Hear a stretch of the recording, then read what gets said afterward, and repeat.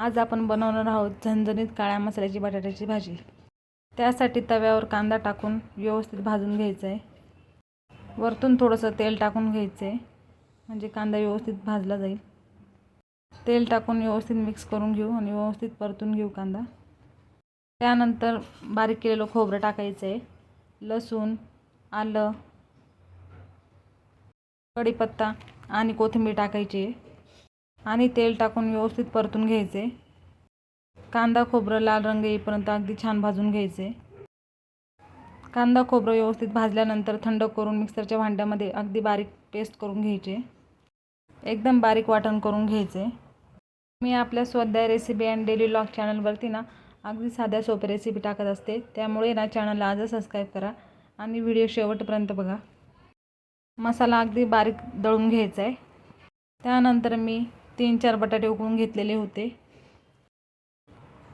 बटाट्याचे साल काढून घ्यायचे आणि बटाटे बारीक बारीक चिरून घ्यायचे।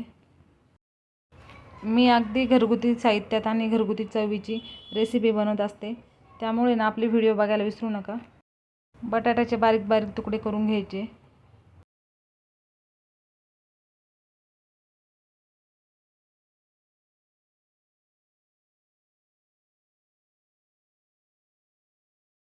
कढईत तेल तापत ठेवायचे। तेल तापल्यानंतर त्यात जिरे टाकून घ्यायचे आणि बारीक केलेलं वाटण टाकून घ्यायचे। वाटण टाकून झाल्यानंतर वाटण व्यवस्थित परतून घ्यायचे, अगदी तेल सुटेपर्यंत।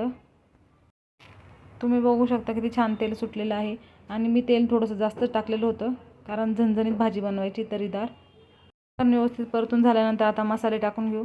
त्यासाठी मी हळद टाकलेली आहे, लाल मिरची पावडर, धना पावडर, काळा मसाला आणि एव्हरेस्टचा मटण मसाला वापरलेला आहे। तुम्ही तुमच्या पद्धतीने मसाले वापरू शकता, तुमच्याकडे असतील ते। मसाले एकजीव करून घेऊ। मसाले व्यवस्थित मिक्स झाल्यानंतर तेल सुटेपर्यंत परतून घ्यायचे आणि परतून झाल्यानंतर पुन्हा थोडंसं पाणी टाकून व्यवस्थित परतून घ्यायचे तेल सुटेपर्यंत। व्यवस्थित मिक्स करून घेऊ पाणी। व्यवस्थित मसाले परतल्यानंतर आता उकडलेले बटाटे, बारीक केलेले बटाटे टाकून घ्यायचे। तुम्ही बघू शकता मसाल्याला खूप छान तेल सुटलेले आहे। आता उकडलेले बटाटे टाकून घेऊ। बटाटे व्यवस्थित मिक्स करून घेऊ।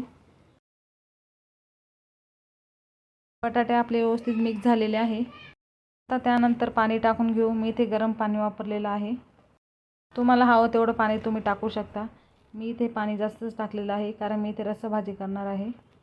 आता व्यवस्थित मिक्स करून घेऊ पाणी। व्यवस्थित मिक्स करून झाल्यानंतर आता चवीनुसार मीठ टाकून घ्यायचे। ही भाजी ना बाजरीच्या भाकरीसोबत खूप छान लागते। मीठ टाकून झालेलं आहे। आता लगेचच बारीक चिरलेली कोथिंबीर टाकून घेऊ। आता व्यवस्थित मिक्स करून घेऊ। मिक्स करून झाल्यानंतर भाजीला 1-2 उकळी आणून घेऊ। तुम्ही बघू शकता भाजीला उकळी आलेली आहे, किती छान तरी सुटलेली आहे। तर इथे तयार आहे आपली झणझणीत काळ्या मसाल्याची बटाट्याची रस्सा भाजी।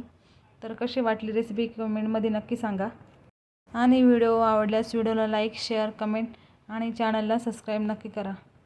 झणझणीत बटाट्याची रस्सा भाजी बाजरीच्या भाकरीसोबत सर्व करा।